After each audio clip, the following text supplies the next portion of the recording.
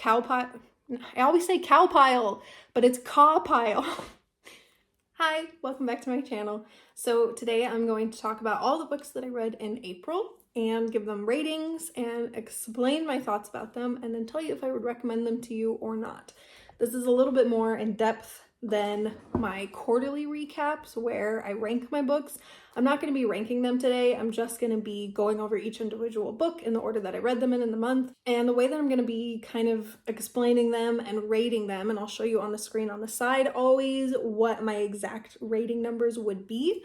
But I'm going to be using the CAWPILE book rating system, and I will link a video below of the person who I think created it. I'm not 100% sure, but I think she created it, and she explains it a little bit more in depth, and you can just check out her channel in general.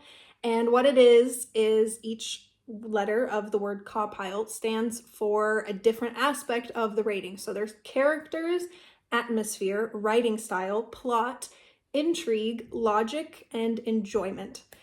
So that's generally what I'm going to be talking about today as we go through all the books. So let's just jump right into it. The first book that I read in April was Riden's Chapter by Tricia Levenseller, and that's the Daughter of the Pirate King series. It's technically 1.5. It's just one single chapter. I think it's the very first chapter in the book, or at least the first chapter when they meet for the first time, Alosa and Riden, and it's told from his perspective. So it's very, very, very short, just a singular chapter, but I wanted to include it on this list, even though it's not really a book, because I did read it and I have some thoughts about it. I'm not really going to do the CAWPILE rating for this because it was just one chapter. The rating that I gave it on Goodreads was 2 stars, unfortunately, which is quite low. I may have been a little bit too harsh, but I just did not enjoy it. I think I really liked Riden a lot in the series, the whole Daughter of the Pirate King series. I think he was amazing, and I just really enjoyed the way that his character was written, and I really enjoyed his dynamic with Alosa. I think, though, in this chapter, it just didn't feel like him. It kind of felt to me like the author herself wrote it, but it kind of felt to me like this was a fan fiction chapter that somebody else wrote because they were just so desperate to have this chapter from Riden's point of view, which is not a bad thing. You know, people do that all the time, and sometimes, honestly, it's borderline better than the actual book. So I'm definitely not knocking on writing fan fiction for series at all, but I am saying it just didn't feel like it was the same voice. It doesn't feel like it's Tricia Levenseller. It doesn't feel like it's Daughter of the Pirate King. It was so stupid, but like when I was reading it, I was like, that's not my Riden. Like, it just didn't feel like him. I don't know. I can't explain it. If you've also read it and you also felt like this, then please let me know. It honestly does not have very good ratings on Goodreads, and I think a big chunk of it is because it just feels separate. It feels so separate. I can't explain it any more than that, and it was just one chapter, so I don't want to spend too long on it, but I think if you are a big fan of the whole series, you should definitely give it a read just to say that you've done it. But I don't necessarily think it's anything that you have to go out of your way to read. But again, it's just one chapter, so it's really no harm, no foul. The next one that I read was luckily a 5-star read. It was actually a reread, so it's kind of cheating, but I kind of just wanted to pick me up, honestly, after reading Riden's chapter. I just really hated it. I can't believe it. But I read The Last Wish by Andrzej Sapkowski. I absolutely love Andrzej Sapkowski. I think he is a really talented writer, and I understand I'm reading it in English, I'm not reading it in Polish, which is his native language, what he wrote the books in. So I do understand I'm missing out on that piece, and I kind of feel in a way I can't really say that he's such an amazing writer because it's kind of then him and also the translator. This is the 0.5 book in the series. This is really just kind of showing Geralt, who's the Witcher, just doing his thing, you know, just fighting monsters right and left. I love this book. I gave it 5 stars, and this is my second time reading it. I think it might be my third time already. I'm rereading it because I want to get back into the series. I really only read this one and I believe another short story. And then I started to read, I believe it's The Sword of Truth. It's The Sword of Destiny. The Sword of Truth is the series from Terry Goodkind that I love so much, and I also have that right there, those two books. But this is The Sword of Destiny, and that I believe is number 1. It says that this is the Witcher's adventures, and it's introducing the Witcher in The Last Wish. And then Tales of the Witcher is Sword of Destiny, which is this one right here. And then a prequel is Season of Storms. And it's just introducing the Witcher is The Last Wish, which is what I read. And like I said, it's a collection of short stories, so it will be kind of jumping all over the place. There's really no definite chronological order or plot line that it follows. It'll just be one short story here, and then all of a sudden he's over here in a different kingdom and it's one short story. And it's kind of just giving you a little taste of what he does and some different characters. You get a little bit of Dandelion, which is dandelion, but it's actually pronounced Dandelion, which is wild to me. I think I called him Dandelion for the longest time.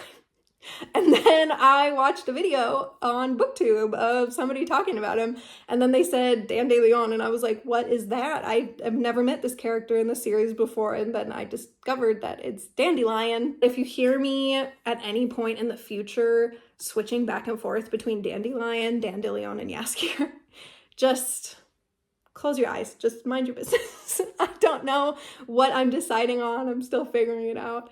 Anyways, such a good series, and I love it so much. I have not read that much yet, so I want to get more into it, which is why I'm kind of starting to reread it. The only negative thing I would say about this book, I think truly the only negative thing, is it really jumps all over the place. And so if you're not a big fan of that, you're probably not going to like this book very much, if at all. And also, if you have never had anything to do with this world, I don't personally think that you should start with this book. I've not yet read the prequel, which is Season of Storms. It's this one right here. I've not read this one yet. So I don't know if it does a better job of introducing the characters and introducing the world and everything that's happening in this series. But I don't think The Last Wish does a very good job of that. And I think if you've never immersed yourself in the Witcher world at all, I would not recommend starting with The Last Wish. I did start with it, but I started with it after I'd already heard about the games and watched a ton of playthroughs with the games, and after the TV show. Actually, no, it was before the TV show. I think the TV show was announced, and I had already heard about the games, and I thought, well, this is my chance. I better get into it now. So then I think I got into it for the first time. Then the TV show came out. Then I think I read it for the second time, and now I read it for the third time. So I really enjoy it, and I think it's really fun if you are immersed in the world already. But if it's your first time, I would maybe look into the other book, the prequel, and see if that's potentially a better option. I'm sure also if you just look up on YouTube right here, you know, the Witcher reading order, then there's probably tons of great videos explaining the different options and which option might be best for you. The next book I read was also very good. That was Yellowface by R.F Kuang.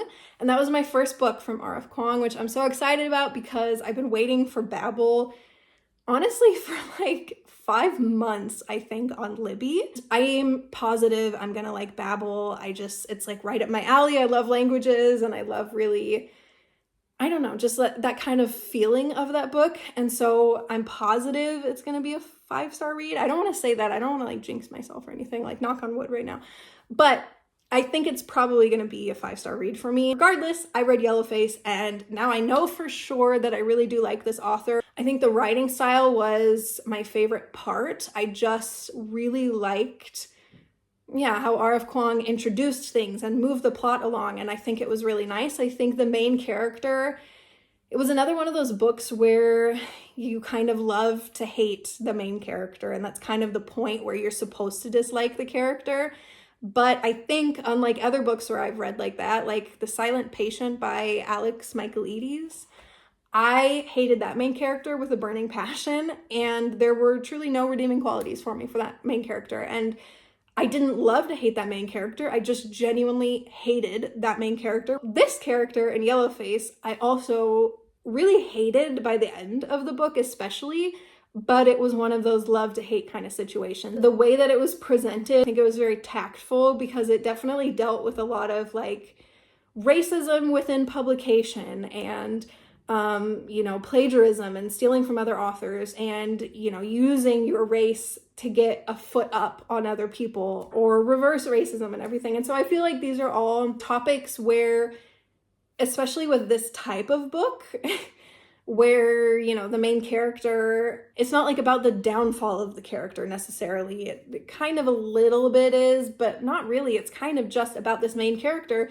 doing this awful thing and then just living with it and like making a ton of money off of it and being so successful and everything. And so it's not like at the end of this book, you're like, oh yeah, like, you know, she got what she deserved. Like the world is righted. It's not really like that. I really liked how it ended, actually. I think I didn't like it at first. When I first finished the book, it was kind of this moment of shock and it was like, this is the end? Like, this is really where she's going to stop writing and I just have to live with this? It took me a while to kind of realize that and get over it a little bit because I kind of was in shock at first and I kind of wish it would have ended a different way. But then the more that I thought about it, the more I think it's kind of perfect. I don't want to spoil anything, but this might get a little bit spoilery, so skip to the next book if you don't want to spoil anything, because this will be the last thing I'm going to say about this book. I just feel like she didn't really get what was coming to her. Like, kind of she did, but also not really. And it's very clear she does not intend to stop. She just intends to just keep getting deeper and deeper and deeper into this, like, you know, tunnel of craziness. And she's just going to keep tunneling down. And I feel like that's such a good ending in that way because it just really shows like how much of it like a psychotic break she had. I genuinely feel like she's just off her rockers. She snapped. And I feel like that's such a good way to show that her story is not done yet. She's just going to keep trying to claw her way where she wants to go. And it doesn't matter if she got caught in a way, she's just going to tweak it a little bit and try to work media in her favor. And I think it was so interesting because social media really is like that sometimes. I don't know, I just think it was a really good book. I think it made you think a lot, and I think the ending was actually really good once I got used to it. The third book that I read, and I'm going to do these together, it's the third and the fourth book that I read this month, and it is the first and the second book in a series, and that is the Bridge Kingdom series, and it's the duology specifically about these two main characters. There are, I believe, 6 books right now, and I don't know if she intends to keep going or not. It's always like the craziest country names, and like the ocean is like, you know, has like this crazy dangerous name, and like the storms are named, and you know, blah blah blah. Like there's all these like crazy unique special names, and then it's like the two main people are like Aaron and Laura. Like it just kind of takes me out of it a little bit. I did not like the names that much, and I don't know if it is Aaron. Maybe it's like Aaron. That's like a little bit more unique. I don't know if it's Aaron or if it's Aaron. I don't know. Please forgive me. I'm gonna go with Aaron because I feel like it's more unique, and to me it is a little bit more like, I don't know, puts me in like this world, this fantasy world a little bit more than Aaron does. So I'm gonna say Aaron. I'm so sorry though if that like makes your skin crawl and you hate me right now. Tell me in the comments below what you chose as your pronunciation. I wish I would have listened to this as an audiobook because then you know for sure, but I did not. It says right here below, passionate and violent, the Bridge Kingdom is a seductive fantasy, perfect for fans of From Blood and Ash and A Court of Thorns and Roses. And I do think if you like those two books, you're probably gonna like this book. I like both of those books. I'm not super crazy about either of them. And I liked the Bridge Kingdom more, actually. I would say I like the Bridge Kingdom, then I like A Court of Thorns and Roses, and then I like From Blood and Ash in that ranking. I definitely liked this series a lot. I gave them both 5 stars on Goodreads. There were some things I liked a little bit more, some things I didn't, but in general, in terms of enjoyment, I absolutely loved these books. I think they were so good. Like I said, I liked them more than A Court of Thorns and Roses, that series. I think it was just a really good fantasy series. Obviously, there were some things that drove me crazy and the characters are kind of annoying sometimes. I don't know, they just made choices sometimes where it was like, why would you do that? And it's like the communication was so bad between them sometimes, and that led to some severe issues.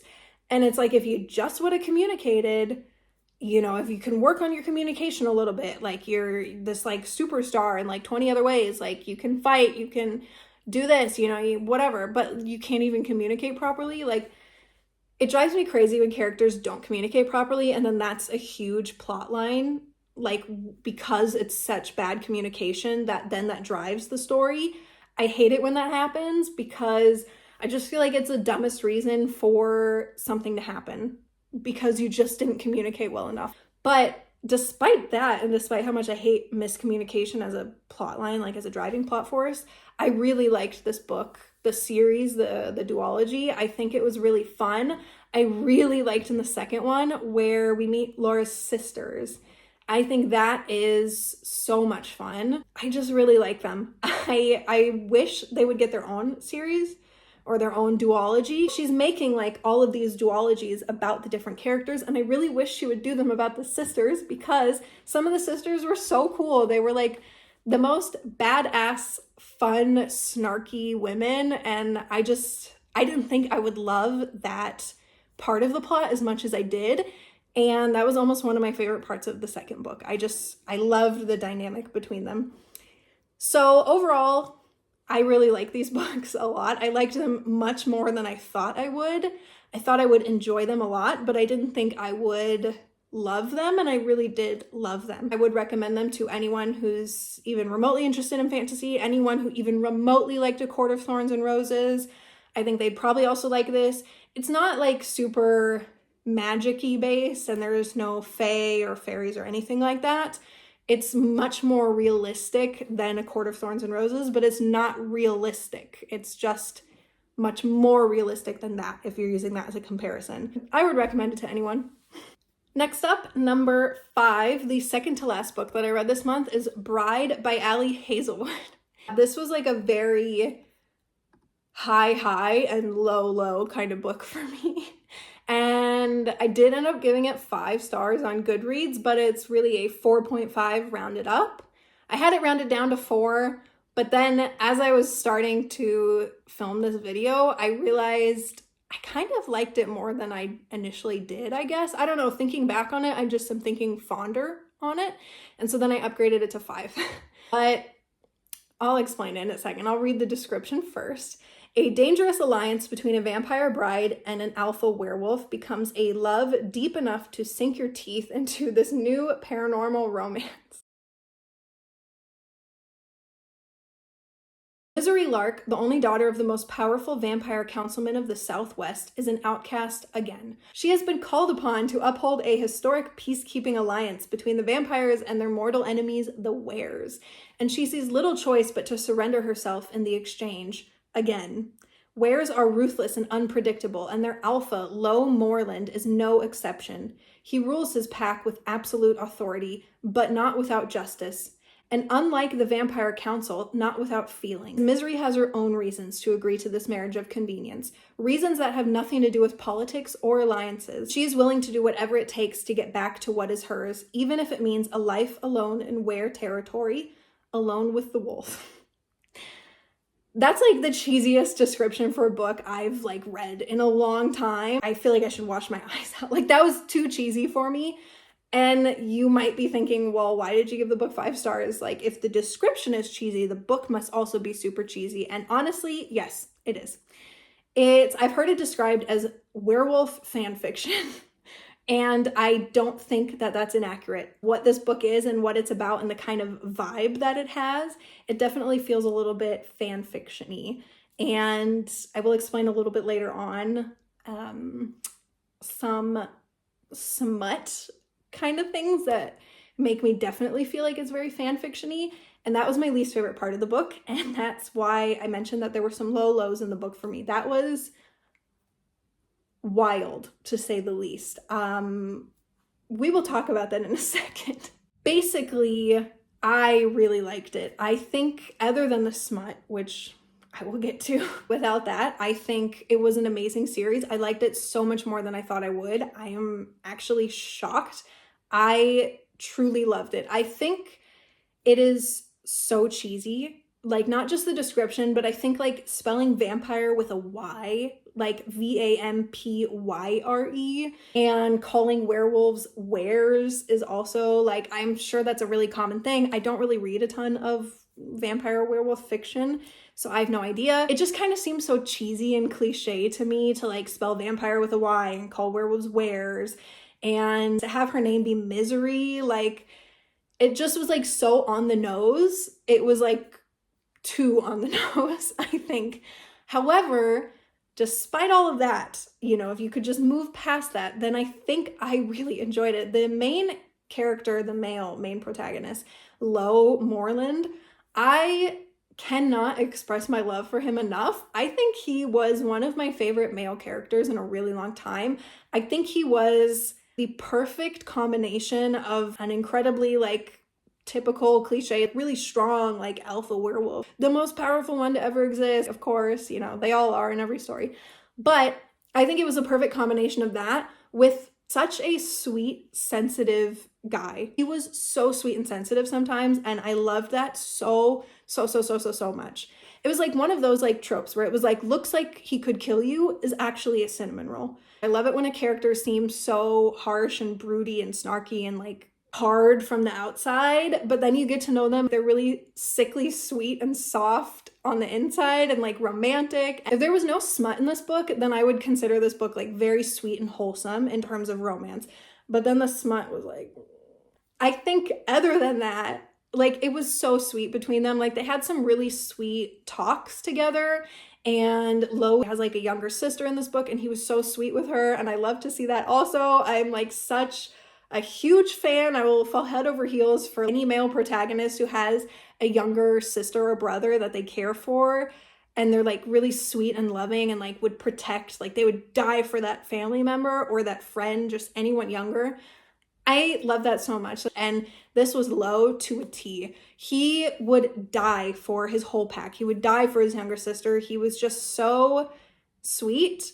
And I loved the way that his character was written. I even looked up after reading this book more characters like Lo Moreland, and I really couldn't find that many, which is so disappointing. So please, please, please, if you've read any books that kind of had like a similar vibe, other than the smut, please let me know in the comments below. If there is smut in the book, I'll read it anyways. I'll just kind of, yeah, race through the smut section.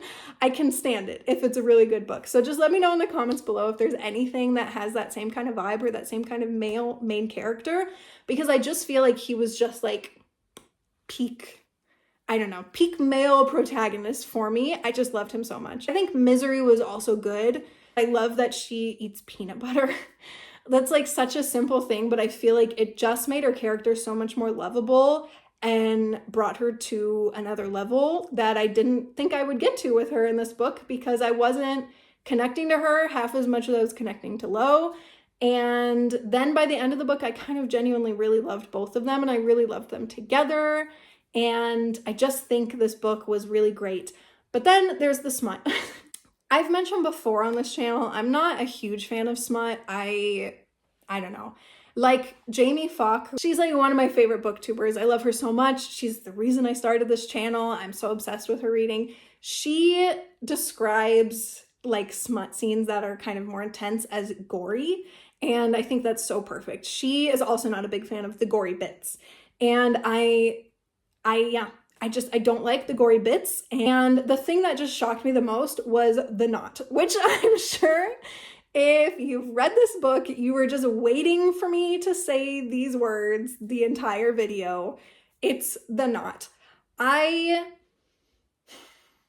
have no words. I don't even know what to say. Truly, I was so floored when I read this.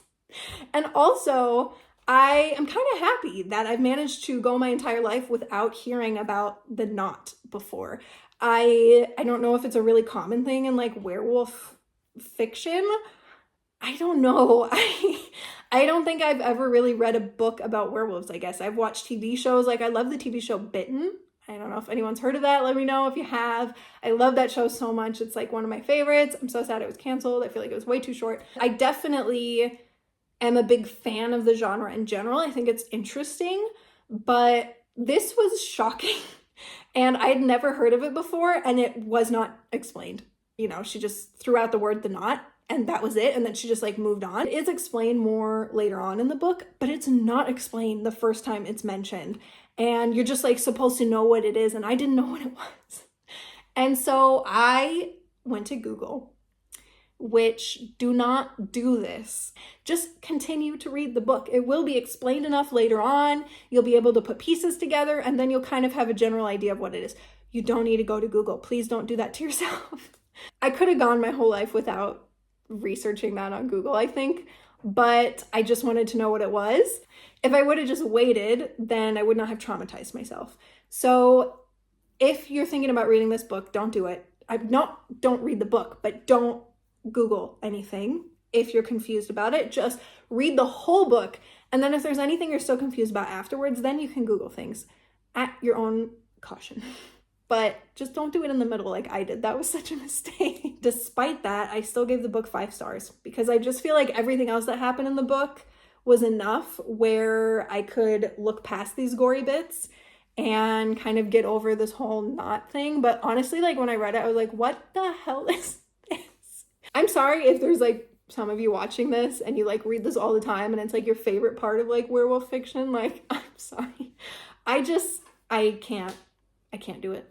I just can't do it. So despite that, I gave it 5 stars, and you saw my ratings before. I think in general, I really love this book, and I would recommend it to anyone who's even remotely interested in vampires or werewolves, anyone who's even remotely interested in paranormal romance. I think it's good. I just think if you want to enjoy 100% of the book, you're going to have to enjoy some smut. And if you're okay with only liking, 85-90% of the book, then that's fine, because that's what I did, and I love this book anyways. The last book that I read in April was The Only One Left by Riley Sager. So this book I gave 4 stars.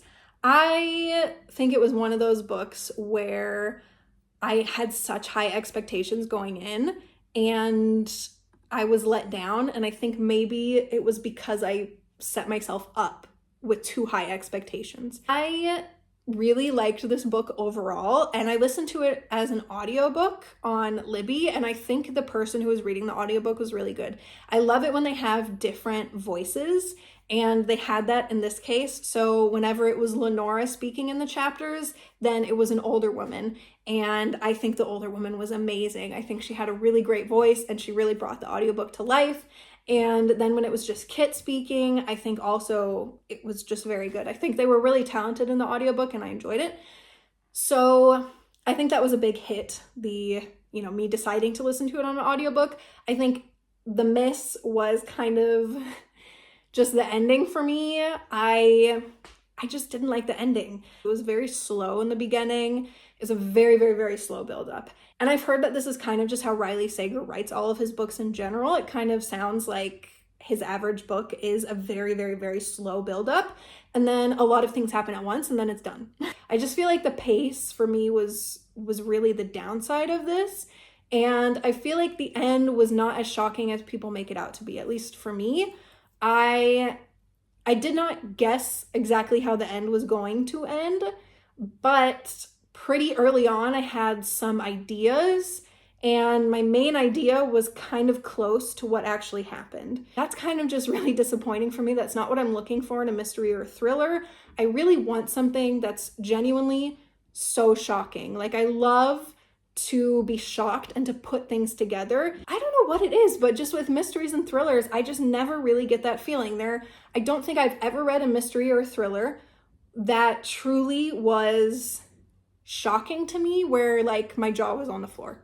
I think the closest I've ever gotten was maybe this book or Verity, which I think I also just rated 4 stars. That also didn't thrill me, but that was maybe the closest to where I kind of, was, I don't know, thoughtful at the end. I think that's kind of the the biggest adjective I could use in this case. I don't really think I could use an adjective like shocked because I truly wasn't.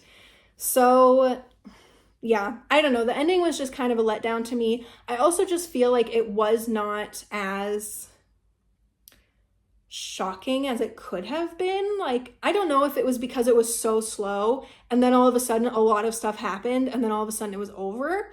I don't know if that was it. Like, if it kind of just felt like disjointed somehow, but there was just, for some reason to me, the ending just did not do it for me for so many different reasons. For the shock factor, which I didn't really have, for just the pacing in general, for just how it abruptly kind of ended. I think this was a decent book, and I think if you like mysteries or thrillers, I think this probably would be a really good one for you, because as far as mysteries or thrillers go, the ones that I've read at least, I think this definitely was one of my top. I think this actually would be the top mystery thriller that I've ever read. I think I would say that it was better than Verity for me, and it's definitely better than The Silent Patient, and it's definitely better than all of the miscellaneous little other mysteries and thrillers that I've read. So as far as big mystery, popular, mysteries and thrillers go, I think this is one that kind of deserves the hype that it's getting. For me personally, I wasn't super thrilled. I definitely enjoyed my time reading it. I just wish that it was a little bit more somehow. I don't know.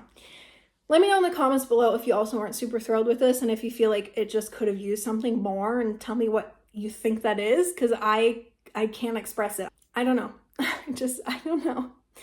Anyways, that was it for April.